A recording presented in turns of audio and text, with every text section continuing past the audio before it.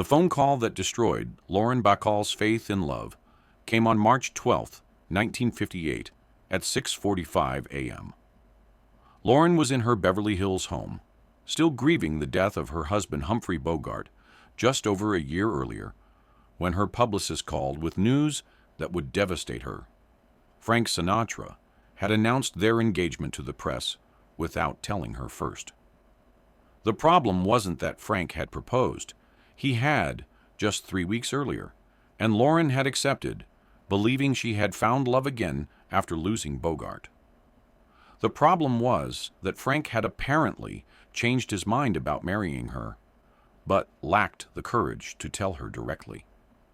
Instead, he had leaked a story to Louella Parsons, the most powerful gossip columnist in Hollywood, claiming that their engagement was off because Lauren was too demanding and not ready to be a wife again.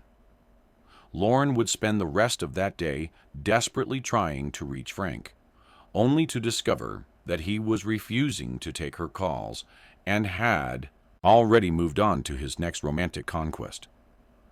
The man who had promised to love her forever had discarded her like yesterday's newspaper, and done it through yesterday's newspaper. If you love discovering the untold stories behind music history's most incredible moments, please like this video and subscribe to our channel. January 1957, The Foundation of Tragedy. The story began with death and grief. Humphrey Bogart, Louella Bacall's husband of 12 years and one of Hollywood's greatest stars, died of esophageal cancer on January 14, 1957. Lauren was devastated, losing not just her spouse, but her closest friend and professional partner.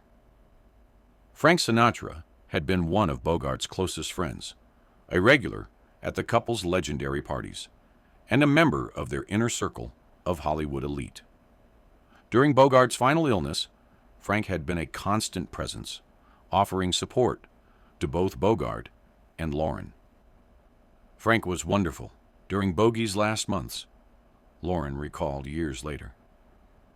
He was caring, supportive, and genuinely helpful during the worst time of my life. After Bogart's death, Frank continued to check on Lauren, offering practical help with her 2 young children and emotional support during her grieving process. Their friendship, built on shared memories of Bogart and mutual respect for each other's talents, gradually began to evolve into something deeper.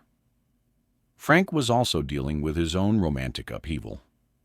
His tumultuous marriage to Ava Gardner had ended in divorce in 1957, leaving him emotionally wounded and seeking stability.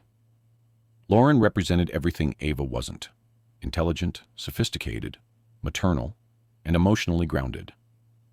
By late 1957, Frank and Lauren were spending increasing amounts of time together, sharing quiet dinners and long conversations about their shared losses and uncertain futures. December 1957. The romance begins. Frank's courtship of Lauren was patient, respectful, and entirely different from his usual approach to women. Perhaps because of his friendship with Bogart, or perhaps because he recognized Lauren's vulnerability, Frank moved slowly and carefully. Their first public appearance together was at a New Year's Eve party on December 31st, 1957. Hollywood insiders noticed that Frank seemed more relaxed and genuine with Lauren than anyone had seen him in years. Lauren, meanwhile, appeared to be emerging from her grief for the first time since Bogart's death. They looked like they belonged together, observed a guest at the party. Frank seemed protective of her, and Lauren seemed to bring out a gentler side of Frank that most people never saw.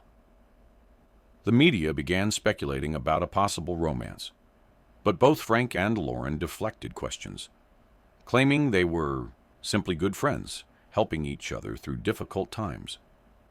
Privately, however, their relationship was becoming increasingly intimate.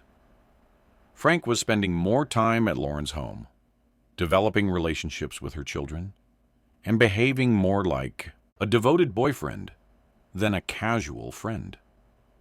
Lauren was cautiously optimistic about the relationship. After losing Bogart, she had assumed she would never find love again. Frank's attention and affection were helping her heal and giving her hope for a future she hadn't dared to imagine. February 1958. The proposal. Frank's proposal came during a romantic dinner at his Palm Springs compound on February 21st, 1958. They had spent a quiet weekend together, and Frank seemed unusually nervous and serious. "Lauren, I know this might seem fast, and I know you're still dealing with losing Bogey," Frank said over champagne, "but I've fallen in love with you. I want to marry you. I want us to build a life together." Lauren was surprised, but not entirely shocked. Their relationship had been growing more serious for months, and Frank had been dropping hints about a more permanent commitment. "Frank, I care about you deeply," Lauren replied, "but are you sure? Marriage is a big step, especially for both of us, after everything we've been through." "I'm more sure about this than I've ever been about anything," Frank insisted. "You make me want to be a better man. You make me feel peaceful in a way I never have before."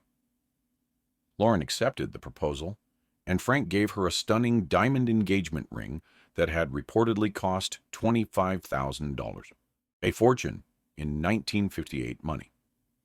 They agreed to keep the engagement private for a few weeks, wanting to enjoy their happiness without media scrutiny, and to give Lauren time to prepare her children for the major change in their family structure. March 1958. The honeymoon period. For 3 weeks, Frank and Lauren existed in a bubble of happiness and planning. They discussed wedding dates, living arrangements, and how to blend their families. Frank seemed genuinely committed to the relationship and excited about their future together. Frank introduced Lauren to his children from his marriage to Nancy, and Lauren appreciated his efforts to create a harmonious, extended family.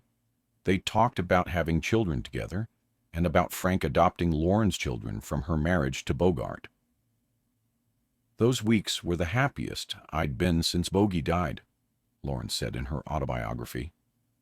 Frank seemed like a different person, settled, committed, ready for a real partnership. But even during this honeymoon period, there were warning signs that Lauren either didn't see or chose to ignore. Frank's friends noticed that he seemed nervous about the commitment and that he was drinking more heavily than usual. Sammy Davis, Jr. later recalled having a conversation with Frank during this period where Frank expressed doubts about marriage and wondered if he was cut out for the domestic life. Dean Martin, meanwhile, reportedly told friends that he didn't think Frank would go through with the wedding because Frank gets scared when things get too real. March 10th, 1958. The beginning of the end. The crisis began when Louella Parsons, the powerful Hollywood gossip columnist, called Frank to confirm rumors she'd heard about his engagement to Lauren. Parsons had been investigating the story for several days and had multiple sources confirming the relationship. Rather than simply confirming or denying the engagement, Frank panicked. The reality of his commitment to Lauren suddenly felt overwhelming, and the prospect of public scrutiny of their relationship triggered his impulse to flee. Frank had always struggled with intimacy and long-term commitment. His marriage to Ava Gardner had been passionate but chaotic, ending in mutual destruction. His marriage to Nancy had been stable but ultimately unfulfilling.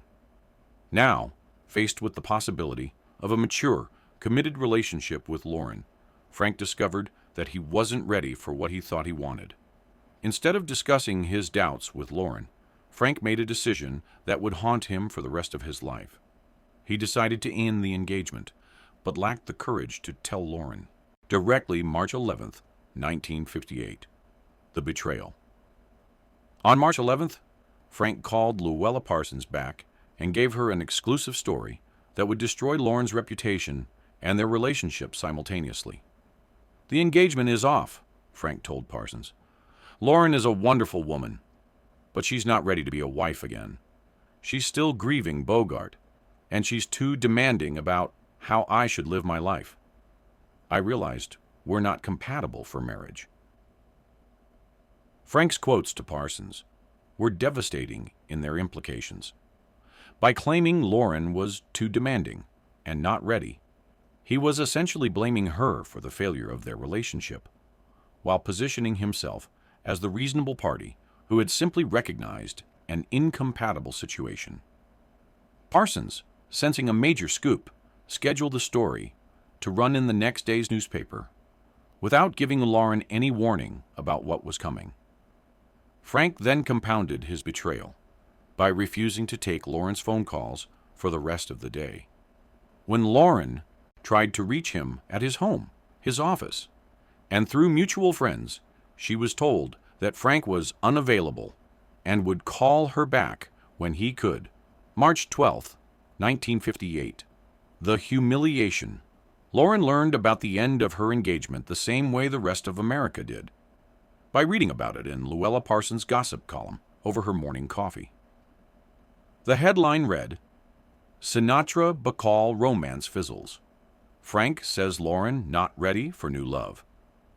The story portrayed Lauren as a grieving widow who had tried to rush into a new relationship before she was emotionally prepared, and Frank as a caring friend who had realized that marriage would be a mistake for both of them. Lauren was devastated, not just by the end of the engagement, but by the public humiliation of learning about it through the newspaper. Frank's failure to speak to her directly felt like the ultimate act of cowardice and disrespect. "I felt like I'd been slapped in the face in front of the entire world," Lauren wrote in her memoir. "Frank didn't just break up with me, he humiliated me publicly and made me look like a pathetic widow who was throwing herself at men." Lauren spent the day trying desperately to reach Frank, hoping for an explanation, or at least a private conversation about what had happened. But Frank continued to avoid her calls, having apparently decided that their relationship was simply over. March 13th or December, 1958. The aftermath. The media coverage of the broken engagement was extensive and largely sympathetic to Frank. Many columnists praised him for his honesty in recognizing that the relationship wouldn't work, while portraying Lauren as a woman who had misjudged her own readiness for new love. Lauren, meanwhile, was forced to handle the situation with grace and dignity while privately dealing with the emotional devastation of Frank's betrayal. She gave brief statements to the press confirming that the engagement was over and asking for privacy during a difficult time. Frank, for his part, seemed to feel no guilt about his behavior. Within days of the story breaking, he was photographed with other women and appeared to have moved on completely from his relationship with Lauren. The speed of Frank's apparent recovery from their breakup was perhaps the most hurtful aspect of the entire situation for Lauren. It suggested that their relationship had meant far less to him than it had to her. Mutual friends were shocked by Frank's behavior and the callous way he had handled the situation. Many lost respect for him and questioned whether they could trust him in their own relationships with him. 59th, 1998. The permanent estrangement. Frank and Lauren never spoke again after the engagement disaster.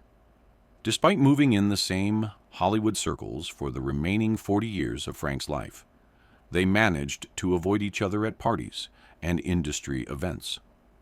Lauren occasionally spoke about the relationship in interviews, always with a mixture of sadness and anger. She never forgave Frank for the way he had ended their engagement and continued to consider it one of the most hurtful experiences of her life. "Frank was capable of great kindness and great cruelty," Lauren said in a 1980s interview. "With me, he chose cruelty, when kindness would have been just as easy." Frank, meanwhile, never publicly discussed the relationship with Lauren or explained his behavior. When asked about it by interviewers, he would deflect or refuse to comment, suggesting that he knew his actions had been indefensible. Friends of both reported that Frank occasionally expressed regret about how he had handled the situation, but he never attempted to contact Lauren or apologize for his behavior. The legacy. The Frank Sinatra-Lauren Bacall engagement disaster became one of Hollywood's most notorious examples of romantic betrayal and cowardice.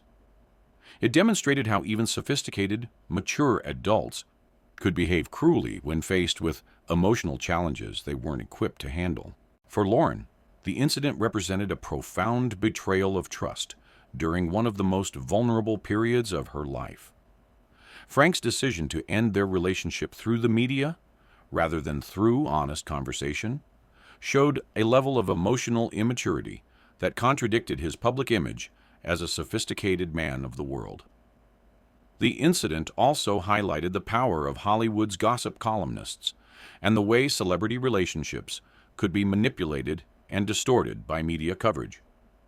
Frank's ability to control the narrative of their breakup through Louella Parsons gave him an unfair advantage in protecting his reputation at Lauren's expense.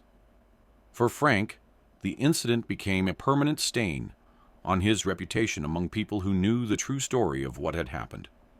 It revealed the gap between his public persona as a loyal friend and his private behavior as someone who could abandon people when relationships became inconvenient.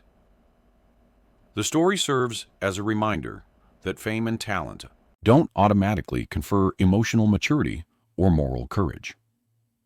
Frank's inability to handle an adult conversation about his doubts led him to choose public humiliation over private honesty.